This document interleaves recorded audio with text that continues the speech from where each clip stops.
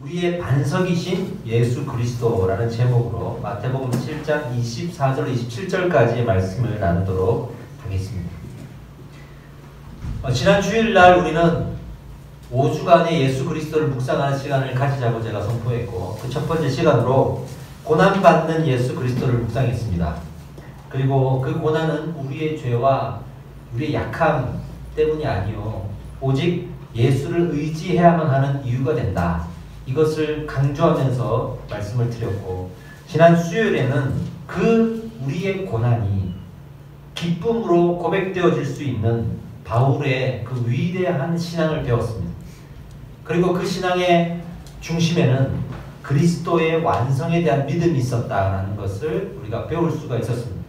그래서 우리가 결국에는 붙들어야 할 것은 그리스도가 결국에는 완성하신다라는 믿음이었고, 그 믿음이 이처럼 고난을 기쁘게 고백할 수 있고, 그리고 고난을 주시는 그리스도가 아니라 고난을 받으시는 그리스도로 고백할 수 있었음을, 그 근거가 될 수 있는 믿음이었음을 알게 됐죠.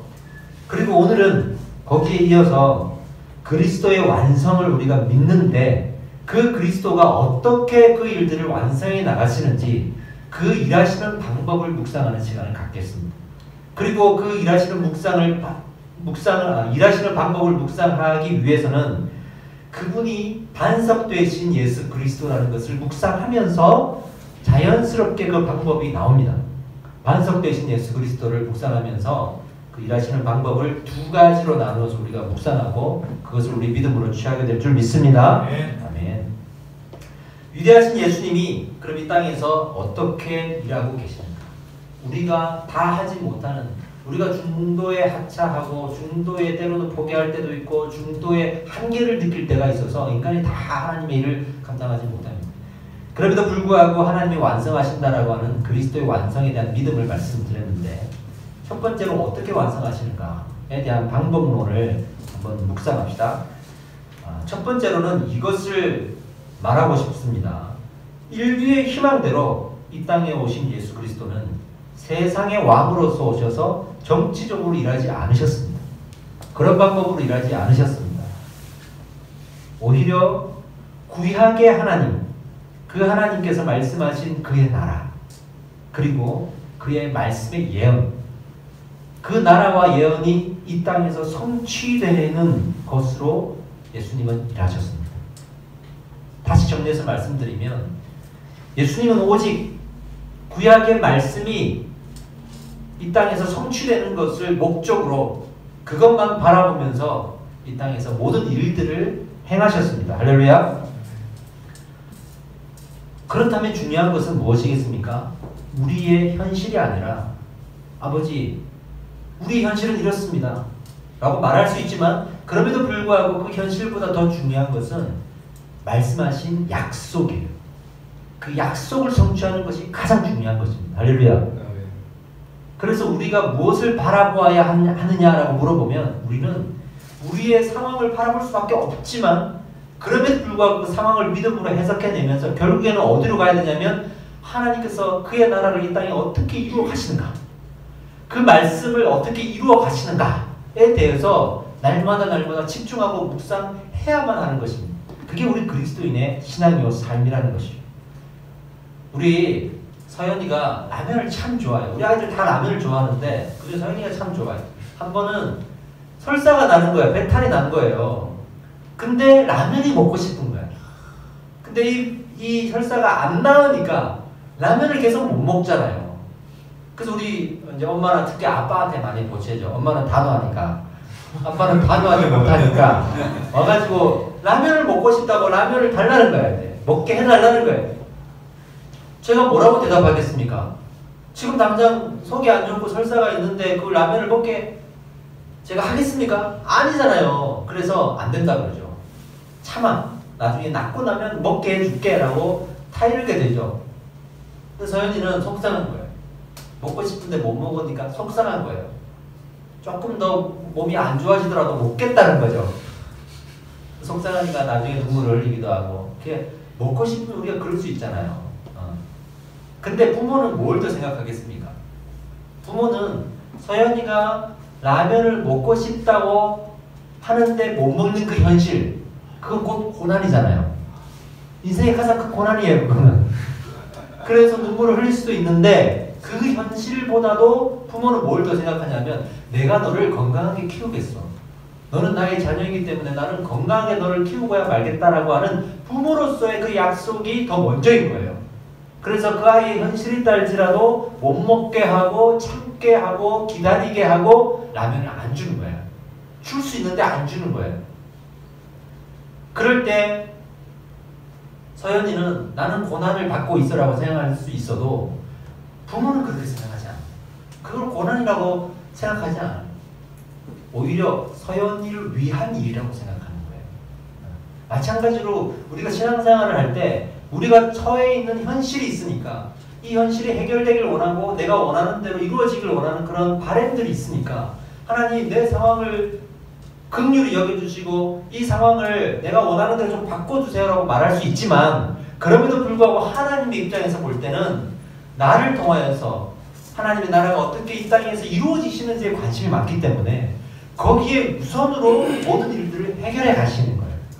때로는 우리의 현실이 우리가 원하는 대로 이루어지지 못한다 할지라도 하나님 보시기에는 그의 나라로 향한 일이라면 그것을 선택하시는 거예요. 할렐루야. 그게 예수님이 하시는 일하는 방식이에요. 그러나 인류는 끊임없이 하나님의 나라, 그의 나라와 그의 말씀의 약속에는 관심이 없고 지속적으로 나와 내 현실에 관심이 있어요. 그래서 예수님이 이 땅에 오셔서 일을 하셨음에도 불구하고 잘못이 없음에도 불구하고 죄가 없음에도 불구하고 그들은 끊임없이 예수님을 비난하고 비판하였습니다. 그래서 예수님은 이런 인류에 대해서 선한 일을 행하러 오셨지만 설득할 필요도 있었던 거예요. 그들의 현실을 무조건 외면하지 않으시겠다라는 마음도 함께 있었던 거예요. 그래서 우선된 하나님의 나라와 약속의 성취에 대해서 일을 하셨지만 한편으로는 우리의 상황도 돌보시는 은혜와 긍휼이셨습니다. 할렐루야. 근데 여기서 말하는 예수님의 그 돌보심은요, 두 가지로 나눠볼 수 있어요. 우리의 현실은 사회적 현실과 개인의 현실로 나눌 수 있어요. 이스라엘의 현실은 어떻죠? 사회적으로는 정치적인 상황들이 있잖아요. 못 사는 사람은 계속 못 살고 잘 사는 사람은 갑질을 하면서 계속 잘 살고 사회가 변하지 않고 그런 계급 구조 속에서 뭔가가 혁명이 일어나서 자기를 구원해줄 사람을 찾는 그 현실. 그럼에도 불구하고 개인적인 현실은 뭐죠? 병에 들고 사람이 죽어 있고 먹을 것이 없어서 가난한 그 현실들이죠. 이 두 가지 중에 예수님은 어떤 것을 보살피셨냐면 사회적 현실을 보살핀 게 아니라 개인적 현실을 보살피신 거예요. 신약시대에. 그래서 병든 자를 고치시고 죽은 자를 살리시고 가난한 자를 먹이시면서 오병이어의 사건 같은 일들을 행하신 겁니다. 그렇게 행하신 것은 다른 말로 표현하면 이건 최소한의 만지심이에요. 우리의 모든 상황을 완벽하게 만지신 것이 아니라 최소한의 것들을 만지시는 거예요. 그러면서 나머지의 모든 집중된 에너지는 어디로 갔냐 그러면 하나님의 나라가 이 땅에서 예언됨으로 말씀되어진 것들이 성취되어지는 것으로 집중되고 있는 거죠. 그런 예수님의 일하심을 우리가 묵상할 수가 있습니다. 그 또 하나의 근거는 예수님께서 그 최소한의 돌보심을 행하시면서 뭐라고 하셨냐면 아무에게도 말하지 말라. 병을 고치고 죽은 자를 살리신 이후에 아무에게도 말하지 말라고 하신 이유는 내가 너희들을 돌보고 만지고 최소한의 것들을 하고 있지만 이것이 나의 우선됨은 아니다. 많은 사람들에게 오해되어져서는 안 되는 일이기 때문에 삼가 아무에게도 말하지 말라고 말씀하시고 예수님께서 하시고자 했던 다른 이야기들은 끊임없이 그의 나라와 천국과 또 하나님의 그 구속에 대한 이야기들이었습니다. 그러고 보면 뭔가 하나가 수면 위로 확 올라오는 게 있어요. 이게 뭐냐면 구약의 그 약속을 잃어버리고 구약의 약속에 대한 기대감, 그것이 어떻게 성취되는지에 대한 기대감을 다 잃어버리고 자신의 상황만을 구하고 있는 이스라엘의 모습이 드러나는 거예요. 그래서 예수님은 십자가의 몫을 박으신 거예요. 그런데 그 이스라엘의 모습이 곧 지금의 우리의 모습인 거예요. 그래서 어떻게 말할 수 있냐면 말씀을 떠나 사는 사람들이 자기의 믿음을 가지고 자기의 원함을 가지고 신앙생활을 하기 시작했고 그 말씀과 멀어진 사람들이 자기의 희망대로 살아가다가 어떻게 되는지를 이 이스라엘의 모습을 통해서 우리가 너무나도 정확하게 알 수 있는 거예요. 말씀 없이 살아가면 어떻게 되는가를 보여주신 겁니다. 약속의 말씀이 사라지면 무엇이 남냐면 우리의 희망만 남아요. 우리의 현실과 우리의 상황만 남아요. 그러니까 이제 기복신앙으로 가는 것이고 하나님께 우리의 상황을 아뢰되 그것이 응답되어지면 예수를 믿고 응답되어지지 않으면 예수를 원망하는 일들이 우리 세상의 많은 그리스도인들의 모습 속에서 드러나는 거예요. 그게 남는 거예요. 바닷물이 빠지면 노래할만 남잖아요. 분명히 말씀이 우리 이 영혼에서 떠나면 무언가가 남게 되는데 그 바닥에 남는 것은 정말 지푸라기라도 잡고 싶은 심정으로 나의 이 상황을 해결해 주십시오라고 하는 내 현실만 남아요. 내 현실만 남아요. 그래서 나중에는 그 나만 내 개인적인 희망이 그 말씀의 예언을 다 덮어버려요. 다 덮어버려요. 그것밖에 안 남게 되는 거죠. 그런데 오늘 그런 이스라엘에게 어떤 말씀을 주셨느냐 하면 24절을 한번 우리 읽어보겠습니다. 24절에 같이 한번 읽어봅시다. 24절 시작. 그러므로 누구든지 이 말을 듣고 행하는 자는 그 집을 반석 위에 지은 지혜로운 사람을 같으리니 하면서 결국에는 그 이스라엘의 모습을 보면서 하나님이 24절의 말씀을 주신 거예요. 그래서 반석 위에 집을 지은 자와 같이 지혜로운 자가 되어라고 권면을 하시는 거죠. 너무 간단한 말씀인 것 같잖아요. 근데 여기서 반석 위에 집을 지었다고 그랬는데 그 반석이 뭘까요? 이 반석 때문에 사실은 기독교와 천주교가 나눠지게 된 케이스가 됐는데 그 얘기는 지금 접어두고 이 반석이 무엇일까요? 이걸 잘 해석해야 됩니다. 너무 명확하게 나와 있어요. 보세요. 그러므로 누구든지 나의 이 말을 듣고 행하는 자는 그 집을 반석 위에 세웠다고 했어요? 안 했어요? 그러니까 이 반석은 나의 말을 듣고 행하는 자겠죠. 즉 그 말씀이 되겠죠. 하나님의 말씀이 되겠죠. 그건 말씀인 거예요. 말씀을 듣고 행하는 자가 반석 위에 집을 지었다 그랬으니까 이 반석은 곧 말씀인 거예요. 너무 명확하게 지금 나와 있잖아요. 그럼에도 불구하고 말씀을 떠나버리면 이걸 이상하게 해석한다고. 특별히 가장 위험한 해석이 뭐냐 그러면 이 반석을 나의 믿음으로 해석하는 것이에요. 나의 믿음으로. 말씀과 믿음은 다른 겁니다, 여러분. 말씀은 하나님의 뜻이 우리 가운데 임해지는 거잖아. 하나님의 말씀이잖아. 하나님의 뜻이잖아요. 근데 우리의 믿음은 나의 믿음이에요. 근데 나의 믿음은 한계가 있어요. 하나님의 말씀은 영원하시고 절대 불변하시는 진리입니다. 할렐루야. 그러나 나의 믿음은 잘못된 믿음일 수도 있고 부족한 믿음일 수도 있고 상황에 따른 믿음일 수도 있고 언제나 우리의 믿음은 회개해야만 하는 부족한 믿음이에요. 근데 그 믿음이 반석이 되어버리면 말씀을 떠나서 나의 믿음이 반석이 되었기 때문에 내가 하나님이 되는 거예요. 우리가 하나님이 되는 거예요. 근데 그 반석이 어떠한 사람이 되었을 경우에 예를 들어서 교황 이런 사람이 되었을 경우에는 그의 말씀이 예수님의 말씀보다 더 권위를 가지게 되는 거예요. 그래서 천주교는 성경보다 교황의 말이 더 권위를 가지게 되는 거예요. 교회의 전통과 교회의 교황의 말이 가장 우선의 권위를 가지게 되는 거예요. 그럴 수 있다라는 거예요. 목사의 말도 거기에는 들어가서는 안 되죠. 오직 말씀이어야 합니다. 어떤 사람도 되어서는 안 되고 심지어는 어떤 비전이나 어떤 사명이나 어떤 사역이나 어떤 순종이나 이런 것들로 대체할 수 없어요. 아주 위험한 일이 벌어집니다. 하나님은 절대로 그렇게 말씀하신 적이 없습니다. 우리가 어떤 위대한 사역을 하자. 제가 예를 들어서 우리 예배 사역을 해서 이 땅의 교회에 유익이 되자. 이렇게 해서 제가 또 법인을 세우고 또 일을 막 한다고 여러분들한테 그 비전을 막 강조할 수 있잖아요. 나 강조할 겁니다. 그러나 그게 우리의 반석이 될 수가 없어요.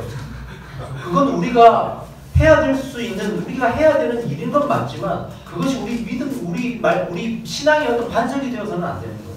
그 사역은 잘못될 수도 있고 틀릴 수도 있고 고쳐져야 되는 점들이 있을 수 있는, 그거는 명확하지 않는 불완전한 사역인 거예요. 그럼에도 불구하고 우리가 그걸 해야 되기 때문에 잘 해야 되기 위해서 노력하고 우리가 애를 쓰고 우선순위를 둬야 되지만 그게 우리의 절대 불변의 진리가 될 수 없고 그것을 우리가 반석으로 대신할 수 없다는 말이에요. 아주 위험한 상황이 될 수 있다. 그리고 이 땅에 우리의 모습들을 보고 교회의 모습을 보면 말씀보다 현실을 강조하는 교회의 모습이 이제 드러나는 거예요. 또 말씀보다 현실을 강조하는 그리스도인들이 드러나는 거예요. 사실은 이 땅의 교회들이 사회적 현실까지는 요청하지 않아요. 하나님 앞에. 사실은 별로 관심이 없어요. 사회의 현실에 그렇게 관심이 없어요. 이 땅의 교회들이. 무슨 큰 중대한 일이 벌어지고 지진이 나고 배가 뭐 침몰되고 해도 사실은 그렇게까지 관심이 없는 것 같아요. 어디에 관심이 있냐면 나의 현실에 관심이 있어요. 이 땅의 교회.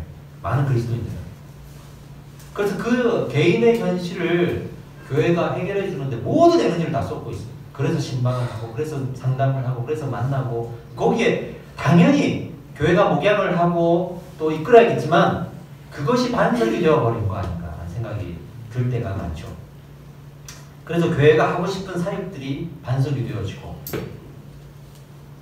나중에는 말씀을 묵상하고 그 말씀이 반석되는 것들이 보여지지가 않는 거예요. 그랬을 때는 어떤 현상이 나타나냐면 우리가 잘못된 길을 걸어가도 전혀 부끄러움이 없어요. 왜냐하면 이게 잘못됐다고 비춰주는 거울이 없기 때문에. 그냥 우리니까 무조건 맞는 거야. 우리 목사님이니까 무조건 맞고, 우리 교회니까 무조건 맞는 거고, 우리 팀이니까 무조건 맞는 거고, 나니까 무조건 맞는 거예요. 그때는 누가 제동을 걸 수가 없어요. 우리를 브레이크 걸어주고 바르게 함으로 우리를 이끌어주는 것은 말씀밖에 없습니다. 할렐루야. 네. 그래서 말씀이 반석이 되어야 되는 거예요. 사실 우리 이름 없는 교회가 입당 준비를 하고 이제 곧 인테리어를 들어가는데 제 주변의 목사님들이랑 많이 관심을 가져주세요. 페이스북으로도 응원해 주시고 연락도 주시고. 근데 제가 이 견적을 내면서 제가 엄청난 이야기를 많이 듣습니다. 어떤 이야기를 듣냐면 정말 순수한 청년들이 이 교회에 모였구나. 담임 목사부터 순수해가지고 정말 현실을 모르는구나. 이제 지금 그렇게 태평하게 말씀 들으면서 예배 드리고 있을 때가 아니야. 이렇게 이야기를 정말 많이 해줘요. 견적을 내도 평당 150, 평당 100 아니면 요즘에 공사 안 하거든요. 업자들이. 누가 공사해줍니까 그거를.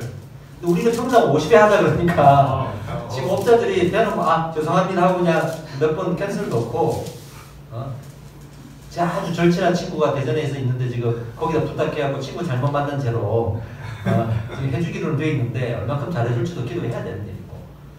근데 지금 태평하게 우리는 지금 이렇게 예배에 집중하고 있고 다른 교회 같았으면 정말 뭐 작정하고 뭐 부흥회하고 뭐 특별 기도회하고 난리를 났을 거예요. 근데 제가 그런 걸 안 하고 있으니까 어르신들이 보기에는 이처럼씩 보이는 거야. 이 돈이라는 것, 물질과 상가를 얻고 상가를 운영하고 돌리는 거에 대해서 얼마나 현실적인 문제가 많은데 태평하게 너 지금 그러고 있느냐 이런 이야기들을 주변에 엄청 많이 듣습니다. 한편으로는 그럼에도 불구하고 저는 이 교회를 세운 목적이 있고 또 이 교회에 임하신 하나님을 믿어요. 그래서 분명히 하나님이 완성하시고 우리는 말씀에 집중해야 된다고 저는 믿어요. 그래서 그런 거 안 할 겁니다. 무슨 그거를 위한 부흥회, 그거를 위한 작정식, 건축을 위한 뭔가 이런 거 안 할 거예요. 그런데 그러면서도 우리가 너무 그런 부분들을 무책임하게 진행을 해서도 안 되는 거예요. 그래서 여러분들한테 제가 오늘 건축 봉투를 제가 우리 어제 사모님한테 봉투 사라 그랬어요. 왜냐하면 우리가 아무리 젊고 우리가 물질에 부족한 사람들이고 또 우리가 순수하게 말씀 하나로만 뭉쳐서 교회를 세웠다 할지라도 어쨌든 외부적인 도움이 있어서 상가를 얻게 된다 그러면 우리는 그 상가에 대한 책임을 가지게 되는 거거든요. 또 우리가 무조건 뭐 외부에서 후원금이 좀 많이 들어왔고 헌금도 많이 들어와가지고 지금도 뭐 가끔 이렇게 통장으로 이렇게 헌금해 주시는 분들이 있거든요. 깜짝깜짝 놀래요. 그래서 최소한의 공사는 할 수 있을 정도로 돼 있지만 우리의 멤버들이 잊지 말아야 될 것은 그래도 이 성전에서 누가 예배하는지 우리가 예배하는 거거든요. 그러니까 우리가 거기에서 땀 흘리고 우리가 수고하고 헌신해서 이 성전을 세우고자 하는 마음을 잃어버려서 절대 안 되는 거예요. 외부에서 도와주니까 도와주네. 하나님이 인도하시고 인재하시네. 그러면서도 나는 그냥 가만히 있는 거예요. 그러면 안 되는 거예요. 제가 그 정도까지 막 작정하고 부흥하고 그러진 않아도 우리가 하나님 앞에 정직하게 하나님 나의 수고와 나의 헌신과 나의 물질을 여기에 부어서 같이 우리가 이 성전을 세우겠습니다라는 마음을 잃어버려서는 안 돼. 어른들이 이걸 걱정하는구나 라는 건 내가 느낄 수 있었어요. 그래서 여러분들이 부족함 중에도 그 삶의 일부를 떼어내고 하나님 앞에 이 성전을 잘 우리가 책임지고 예배할 수 있게 이 우리 모든 이론들이 하나님께 헌신해야 되는 줄 믿습니다. 할렐루야. 이건 맞는 거 너무나도 명확한 거예요. 하지만 어쨌든 제 의도를 잘 알았으면 좋겠어요. 무책임하게 우리가 외부에서 도와주니까 그냥 그것만 의지하고 하자 이게 아니라 그럼 당연하게 우리가 물질을 부어야 되고 우리가 거기에 대해서 성전을 세워가야 돼요. 그러나 우선순위를 잃지 말자라는 저희 의도가 있는 거예요. 그럼에도 불구하고 우리는 그것이 반석이 되어서 그 성전이 절대적인 어떤 진리가 되어서 그것에 모든 것이 메어서 우리 신앙을 지금 식혀버리지 말자는 거예요. 뜨거운 말씀 앞에 서야 되기 때문에 제가 이렇게 하는 이유를 여러분 잘 알았으면 좋겠고 그럼에도 불구하고 여러분들 개인적으로 하나님 앞에 이 성전에 대한 마음을 부었으면 좋겠어요. 그래서 제가 봉투 하나 준비를 하라고 한 거예요. 단돈 1,000원이라도 10,000원이라도 하나님 앞에 정직하게 과부의 두렵돈을 생각하면서 우리가 붓는다 그러면 하나님께서 기뻐 받으십니다. 할렐루야. 기뻐 받으십니다. 그래서 결론으로는 그 반석이 말씀이라는 것이고 그 말씀 앞에 우리는 늘 무릎 꿇고 살아야 되는 거예요. 예수님의 행적들을 한번 봅시다. 예수님의 행적들. 요건 아예 꺼주세요. 처음에 나사렛 예수. 그렇죠? 그리고 십자가 사건. 그리고 공생에 시작할 때 광야에서 시험 받으신 것. 세례요한에게 가서 세례를 받으신 것. 이런 일들을 잘 한번 생각해보자. 이게 다 의미가 있는 거고 상징적인 거예요. 나사렛 예수. 베들레헴의 예수가 나사렛에서 자랄 때 어떤 의미를 가지냐 그러면 나사렛 가장 가난한 동네. 나사렛에서 무슨 선한 것이 나겠느냐라는 말을 들었던 동네에서 우리 예수님이 오신 거 아니겠습니까? 뭐가 생각납니까? 저는 애굽에서 종살이하던 이스라엘 백성들이 생각이 나요. 그 이스라엘 백성들 가장 낮은 곳에 종살이하고 있던 이스라엘 백성들을 택하셔서 가나안에 입성하게 하시고 나라를 이루게 하시고 천하를 통일하게 하시고 하나님 나라의 제사장들이 되게 하신 우리 하나님. 그게 생각이 나요.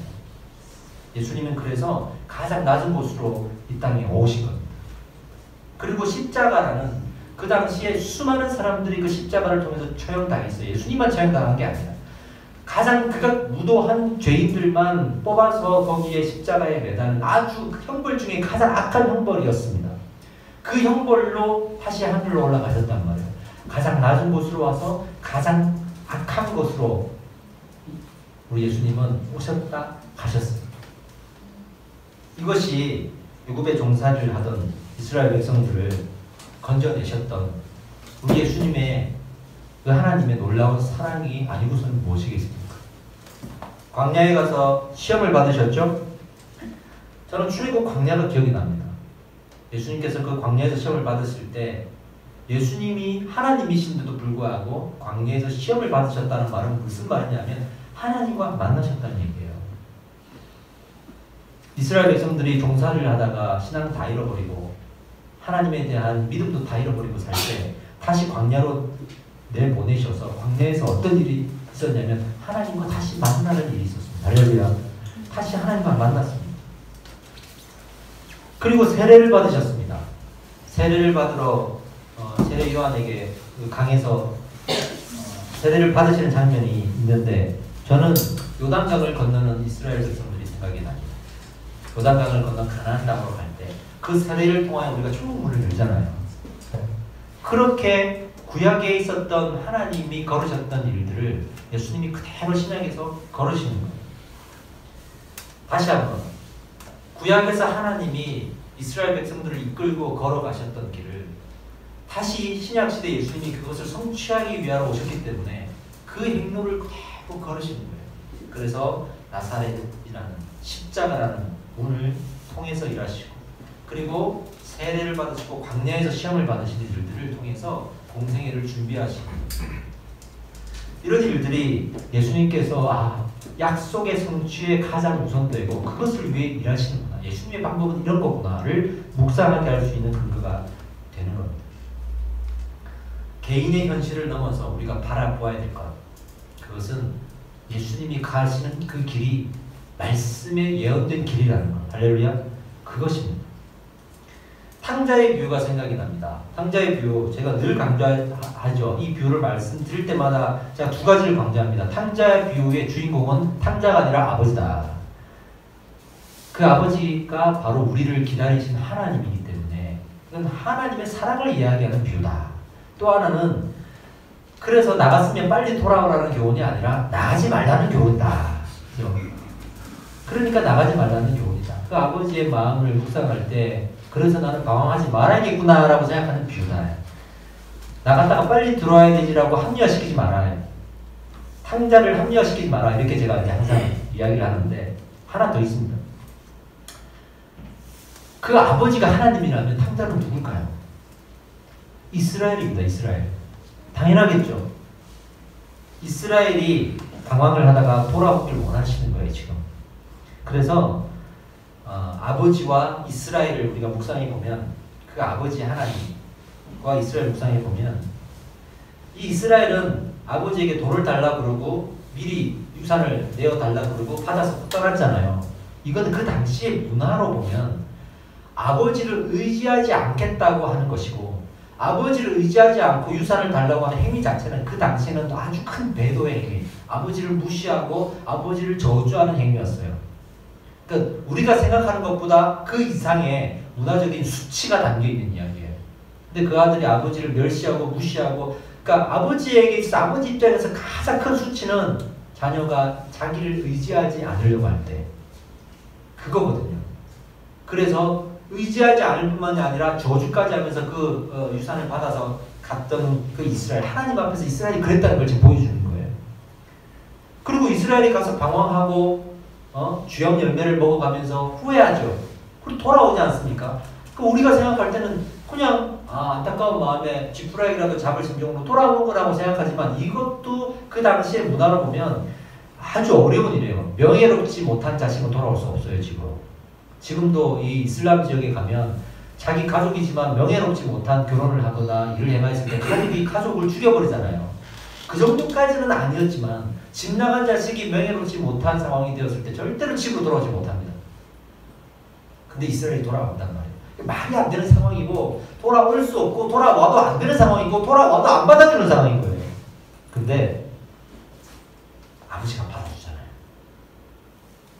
근데 이 아버지가 받을 때 어떻게 합니까? 뛰어나가서 안아주잖아요. 기뻐 뛰며. 이때의 아버지들은요, 채통을 지켜야 돼요. 우리보다 더, 조정치보다 더 큰 양반의 문화이기 때문에 그 당시에 랍비들이나 어른들을 보면, 아버지들 보면 뛰어가는 건 상상할 수 없어요. 걸어가요. 그들은 얼마나 체면을 중요하고 율법을 중요하는 사회이기 때문에 아버지가 아들이 그것도 명예를 실추하고 자기를 저주하고 멸시하고 나갔던 아들이 명예까지 실추해가지고 돌아오는데 거기서 뛰어나가서 안아준다는 일, 이거는 이스라엘의 어떤 민간 사상에 볼 때는 절대로 있어서는 안 되는 일이에요. 근데 아버지가 뛰어나갔어요. 그리고 그를 안아주었습니다. 지금 얼마나 큰 하나님의 사랑이 임하고 있는가를 이 탕자의 비유를 통해서 우리가 알 수 있는 거거든요. 그렇게 이스라엘이 다시 돌아오기를 원하시는 하나님을 이 비유를 통해서 말씀하시는 거예요. 이스라엘아, 돌아와라. 이토록 나를 저주하고 나를 멸시했지만 그럼에도 불구하고 나는 너희가 돌아오기를 원한다고 하는 하나님의 요청인 것입니다. 그 요청 앞에 우리가 어떻게 나가서 빨리 돌아오면 되지라고 합리화할 수 있겠습니까? 이거는 하나님의 그 아픈 마음과 그 절절한 우리의 사랑을 안다면 절대로 하나님 앞에서 그런 말 할 수가 없어요. 그러니 내가 나가는 것 자체가 얼마나 큰 죄인지를 깨닫게 되고 안 나가려고 하는 상황이 되는 거겠죠. 그리고 그 알 수 없는 예수님이 일하시는 두 번째 방법이 있는데 이 두 번째 방법은 인류는 예수님에게 폭력으로 대했습니다. 십자가에 못 박아 채찍질을 하고 굶기고 창을 찌르고 그리고 죽였습니다. 근데 예수님은요 끊임없이 인류에게 비폭력으로 저항하셨습니다. 이게 참 중요한 것 같아요. 비폭력으로 저항하셨습니다. 예수님이 당하신 게 아니에요. 우리는 예수님이 바보처럼 십자가에서 당하셨다고만 생각하는데 성경을 자세히 보면 그렇지 않습니다. 예수님은 끊임없이 저항하셨습니다. 이 저항은 그들을 미워하고 원수된 마음으로 복수하려고 하는 그런 폭력적인 저항이 아니라 끝까지 본인이 하고자 하는 어떠한 일들, 사랑으로 그들을 구속하고자 하는 그 일들 앞에 이것을 내어 보이기 위해서 양보하지 않기 위해서 끝까지 저항하셨다는 이걸 비폭력 저항이라고 그래요. 그 비폭력 저항을 예수님은 하셨습니다. 생각해 보세요. 끊임없이 그를 붙잡으려고 하는 의도된 질문 앞에 끊임없이 답변하시고 끊임없이 질문하는 사람들을 부끄럽게 하셨어요. 기억나시죠? 두 번째로는 끊임없이 어떠한 상황에서라도 자신이 그리스도라는 것을 말씀하셨어요. 심지어는 대제사장이 물었지 않습니까? 내가 그 찬송받을 자의 아들이냐? 라고 물었을 때 예수님 분명히 말씀하셨습니다. 내가 그니라. 인자가 걷는 자의 우편에 앉은 것과 하늘 구름을 타고 오는 것을 너희가 보리라. 정확하게 말씀하셨어요. 채찍을 맞고 십자가에 못 박히시는 과정에서도 끊임없이 내가 그니라 말씀하셨습니다. 끊임없이 저항하셨습니다. 그리고 하나님만이 하실 수 있는 능력을 우리에게 행하여 주셔서 죽은 자를 살리셨잖아요. 예수님은 아무것도 안 하고 돌아가신 게 아니에요. 끊임없이 내가 예수 그리스도라는 것을 밝히고 주장하시며 저항하셨습니다. 비폭력으로 저항하셨습니다. 여기에 놀라운 비밀이 있는 거예요. 마태복음 5장으로 갑시다. 5장 38절로 39절을 한번 우리가 읽어봅시다. 금방 찾으시죠? 5장 38절로 39절 같이 읽겠습니다. 시작. 또 눈은 눈으로 이는 이로 갚으라 하였다는 것을 너희가 들었으나 나는 너희에게 이르노니 악한 자를 대적하지 말라. 누구든지 내 오른뺨을 치거든 왼뺨도 돌려대며. 이 본문을 우리가 어떻게 해석하냐면 그러니까 당해라. 지는 게 이런 거다. 무조건 이렇게만 해석해왔다고. 사실 그렇지 않아요. 악한 자를 대적하지 말라 그랬을 때 그 월터 윙크의 예수와 비폭력 저항이라는 책을 통해서 이것들이 많이 그렇게 밝혀지고 주장되었는데 저는 너무 이것을 감동적으로 받았어요. 거기서 대적하지 말라, 악한 자를 대적하지 말라고 했을 때 안티스테나이라는 용어를 쓰는데 이것은 어떤 용어냐면 저항하다라는, 비폭력으로 저항하다고 할 때 쓰는 용어입니다. 그러니까 그 바나바가 예수님을 풀어주지 않고 바나바를 풀어주자고 했을 때 이 로마 사람들은 무엇을 걱정했냐 그러면 이 바나바를 대신 풀어주지 않으면 이 유대인들이 폭동을 일으킬 것 같거든. 소요가 일어날 것 같거든. 그때 이 안티스테나이를 씁니다. 그러니까 그들이 폭력을 행해봤자 로마의 군사 앞에서 무슨 폭력을 행하겠습니까? 그러니까 촛불 시위 정도겠죠. 어쨌든 소요가 일어난다. 폭력적이진 않지만 저항이 있을 것이라는 것을 말하고 싶을 때 이 용어를 쓰는 거예요. 예수님은 그 용어에 합당한 저항을 하셨다는 거예요. 오른뺨을 때리거든 내 왼뺨도 돌려라 할 때 이게 어떤 의미냐면 처음에 오른뺨을 우리가 맞을 때는 이 사람들이 우리의 존재를 아예 무시하는 겁니다. 이스라엘에서 뺨을 때린다는 것은 확 이렇게 때리는 게 아니라 그 사람의 존재 자체를 무시하는 거예요. 그러니까 대부분 손등으로 때리는 거예요. 손등으로 오른뺨을 탁 때리는 거예요. 나는 넌 때릴 가치도 없고 너의 존재를 난 인정하지 않아. 그리고 무시하듯이 때리는 거예요. 그럴 때 나의 왼뺨을 돌려대면서 갖다 대라. 이게 무슨 말이냐면 나의 정체성을 주장하라는 거예요. 나를 무시하지 않도록 내 정체성이 뛰어넘어가지 않도록 다시 한번 주장하라는 거예요. 그랬을 때 내가 너를 무시했는데 또 네가 너의 존재를 주장해? 이것 봐라. 기분 나쁘네 하면서 그 사람의 존재를 이제 인정하게 돼요. 존재를 인정하니까 너 화가 나는 거야. 때리는 거. 그런 상황들이 연출이 되는 거예요. 그래서 40절에서 44절까지 아까 그 5장에 보면 또 너를 고발하여 속옷을 가지고자 하는 자에게 겉옷까지 가지게 하며 누구든지 너를 억지로 오리를 가게 하거든 그 사람과 심리를 동의하고 내게 구하는 것으로 주며 내게 꾸고자 하는 자에게 거절하지 말라. 또 내 이웃을 사랑하고 내 원수를 미워하라 하였다는 것을 내가 들었으나 나는 너에게 이르노니 너희 원수를 사랑하며 너희를 박해하는 자를 위하여 기도하라. 위하여 기도하라 그랬지 바보처럼 당하고 있으라는 게 아니에요. 무조건 원수를 사랑하라 그랬으니 원수를 받아주고 덮고 인정해 주라는 게 아니에요. 원수가 예수의 발 앞에 무릎 꿇을 수 있도록 저항하라는 거예요. 여러분들이 내가 그리스도임을 하나님의 영광을 위해서는 내가 무엇을 타협하고 타협하지 않아야 될 것을 아는 사람으로서 진리를 주장하라는 거예요. 할렐루야.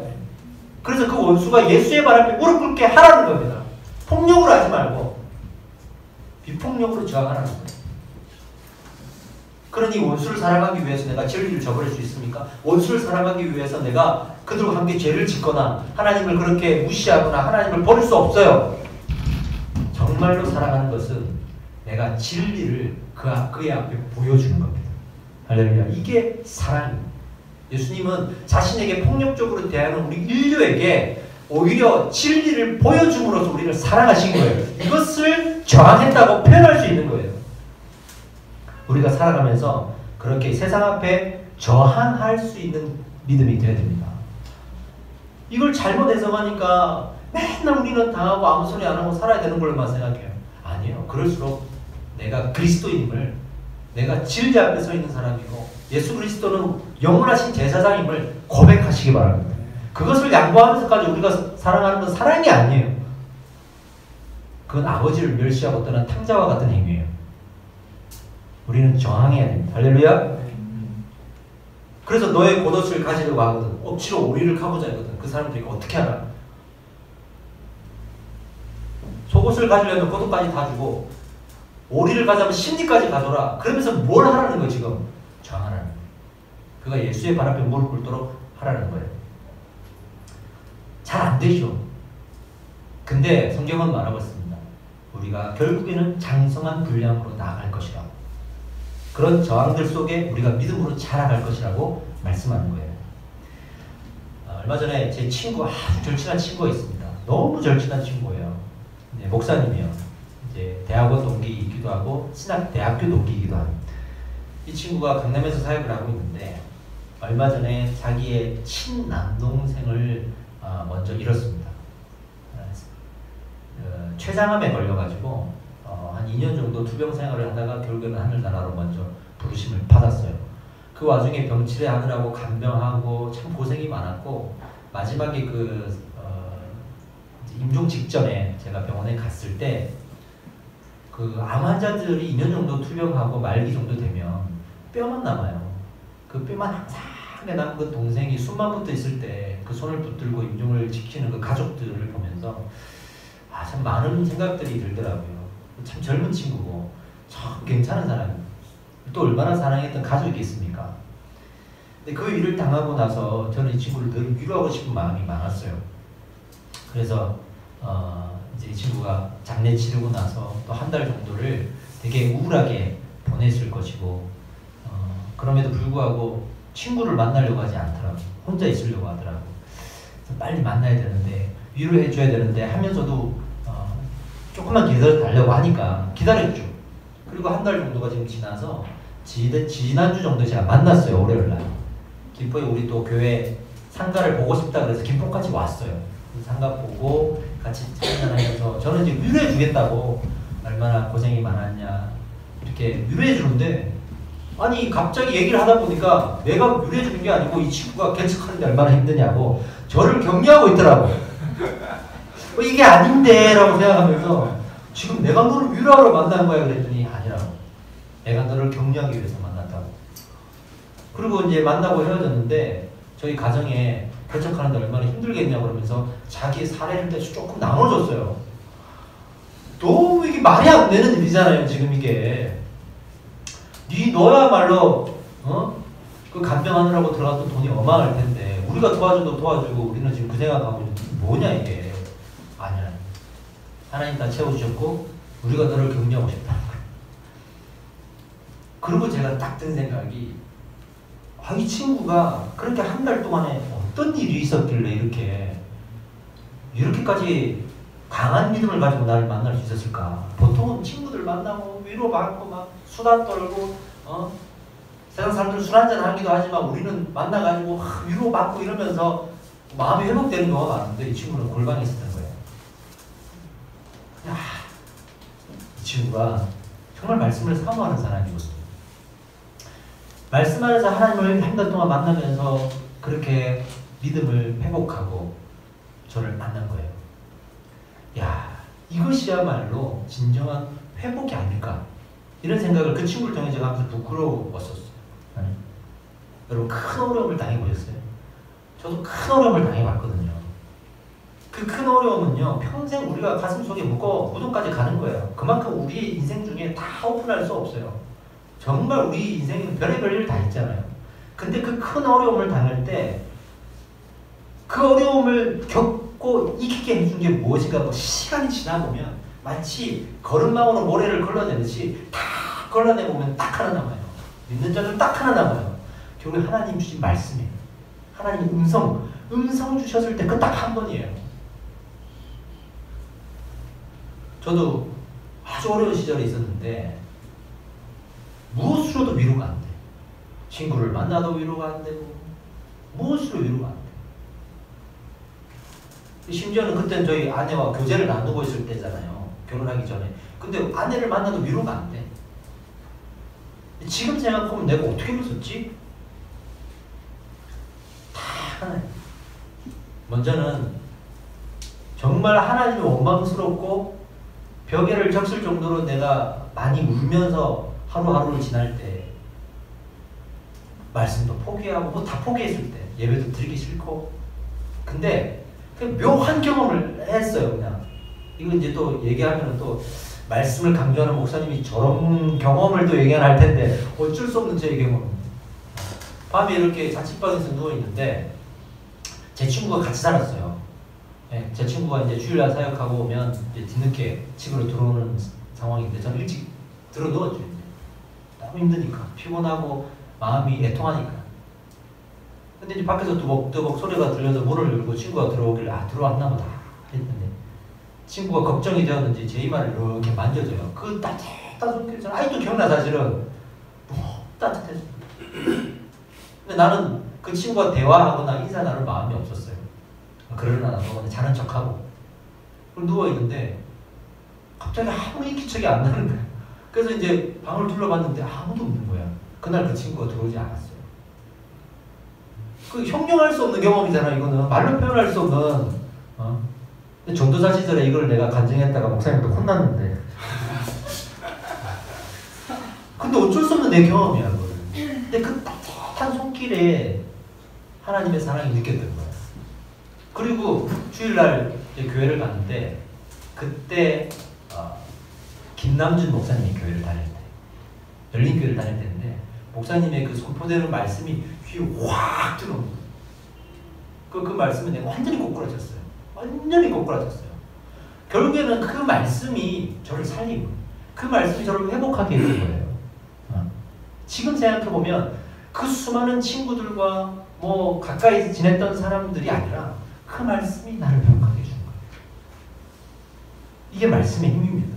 우리가 말씀 위에 이 반석 위에 믿음을 세웠을 때 믿음은 반석 위에 세우는 것이지 반석이 아니에요. 그 믿음을 반석 위에 세웠을 때 드디어 흔들리지 않고 때로는 쓰러지더라도 다시 붙들어 일어날 수 있는 위대한 능력을 가질 수가 있게 되는 거예요. 마지막으로 우리 시간 좀 지났지만 이거까지 합시다. 반석 위에 지은 집이라고 그랬는데 반석 위에 지은 집은 뭐가 다르냐면 무너지지 아니하나니 그랬어요.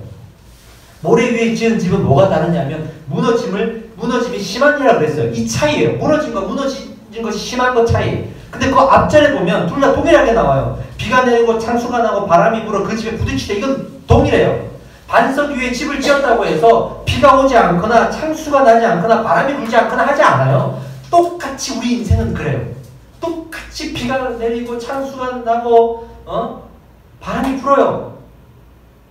무너지느냐 안 무너지느냐의 차이. 우리 인생에 어려운 일을 겪는다고 우리가 두려워하지 마십시오. 인생은 그런 겁니다. 왜냐하면 이 세상은 완벽하지 않거든요. 하나님의 나라의 모형이지만 많이 변질되고 죄악에 물들었어요. 그래서 살다 보면 우리가 어려움을 겪을 수밖에 없어요. 절대로 여러분을 가만 놔두지 않습니다. 그러나 우리는 무너지지 않을 수 있습니다. 할렐루야. 그리고 21절로 가보면요. 그 유명한 말씀이 나오죠. 이게 결론인데 그 유명한 말씀이 나와요. 나더러 주여 주여 하는 자마다 다 천국에 들어갈 것이 아니요 다만 하늘에 계신 내 아버지 뜻대로 행하는 자라야 들어가리라. 지금 이 반석 위에 세운 집과 연계되는 말씀이잖아요. 결국에는 그 말씀대로 행하는 자라야 들어가리라. 주여 주여 한다고 들어가지 않는다 이거예요. 주여 주여 한다는 말이 무슨 말인지 아세요? 우리가 주여 주여 한다고 했을 때 뭐를 비유할 수 있을까요? 정말 열심으로 하나님을 찾는 사람들을 얘기하는 거예요. 기도 많이 하고 찬양도 많이 하고 예배도 잘 드리고 사역도 잘하는 사람들이 주여 주여 하는 사람들이에요. 근데 그 말씀대로 행하는 자라야 들어갈 수 있다고 분명하게 말씀하고 그것이 반석 위에 지은 집이라고 말하고 있습니다. 그러니 여러분 탕자로 비유하여 돌아오라고 말씀하시는 그 음성을 들으시기 바랍니다. 우리에게도 돌아오라고 말씀하시는 거예요.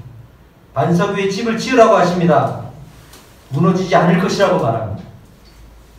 말씀을 사모하십시오. 그것이 십자가의 고난을 당하신 우리 예수 그리스도께서 이 땅에 오신 이유인 것입니다. 그래서 반석 되신 그리스도를 묵상해야 하는 것입니다. 할렐루야. 우리 기도하기를 원합니다. 우리가 12월에 그리스도 예수에 대해서 묵상하고 있는데 고난받는 그리스도에 이어서 그분이 반석 되신 예수 그리스도라는 것을 지금 묵상하고 있잖아요. 우리가 말씀을 묵상해야 되는 것도 알고 말씀을 붙들어야 되는 것도 알아요. 근데 때로는 원망이 들어. 꼭 이렇게까지 해야 되나? 나의 연습도 중요한데 너무한 거 아니에요? 할 때가 있어요. 그때 우리 마음이 흔들릴 때 그때 어디로 가야 되냐면 반석이신 예수 그리스도를 봐야 돼요. 그 예수님의 행적들을 보면서 그의 삶을 보면서 내가 지금 어떠한 인생을 살고 있는지를 바라봐야 되는 거예요. 그때 예수님의 그 삶의 모습이 나를 부끄럽게 할 거거든요. 그때 내가 말씀을 붙들 수 있어요. 내가 부끄러움을 당할 때 우리가 말씀을 붙들어요. 부끄러움을 당할 때 설득을 당해요. 그래서 예수님의 말씀을 보면 우리는 항상 부끄러움을 당해요. 말씀을 보면 볼수록 부끄러움을 당해요. 그 부끄러움에 우리는 눈물을 흘리고 회개할 수밖에 없어요. 그래서 우리는 많은 변명의 여지들을 내려놓고 드디어 하나님 앞에 설득을 당하는 거예요. 그래서 흔들리는 우리의 마음들을 붙들고 다시 한번 하나님께 가서 그래요. 그 말씀을 붙들게요 라고 말할 수 있는 거예요. 그래서 우리가 말씀을 떠나서는 안 되는 겁니다. 기도합시다. 반석 되신 예수의 길을 내가 걸어가게 하여 주시옵소서. 내 인생이 어디로 가고 싶으냐고 물으신다면 예수님이 가신 그 길을 따라 걷고 싶습니다라고 말하는 인생 되게 해주십시오. 예수님의 인생을 따라 걸으면 그 말씀으로 행하는 자라고 여김을 받을 수 있을 겁니다. 우리의 그런 인생을 위해서 기도하겠습니다. 말씀을 사모하게 하여 주시옵소서. 함께 기도하겠습니다. 기도합시다. 놀라우신 하나님, 말씀을 사모하게 하여 주시옵소서. 놀라운 하나님의 음성을